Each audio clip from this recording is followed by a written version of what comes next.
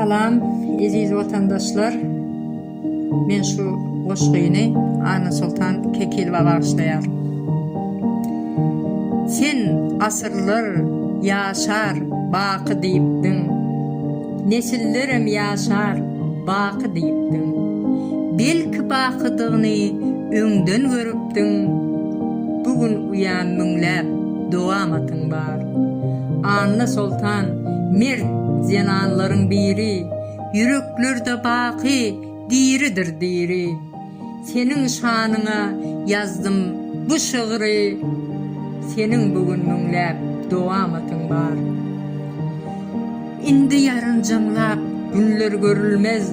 Diktaturan yoluna yol verilmez. Zahmet keşin halal, hakkı iyilmez. Indi senin müňläp dowamatyň bar. Yakyn günde täze döwlet guruljak. Ağa ap, garada, garı diýiljek. Ana Sultan senin arzularyň boljak. Senin bugün müňläp dowamatyň bar.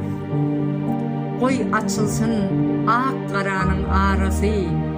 Tapylýandyr ähli zadyň çäresi. Birleşdiler türkmenleriň barysy. Senin bugün müňläp dowamatyň bar. Basym bu diktatura yok ediljek. Demokratik yol bilen öňe gidiljek. Ol güni tutsaglar halas ediljek. Senin bugün müňläp dowamatyň bar. Hoş, sağ olun vatandaşlar.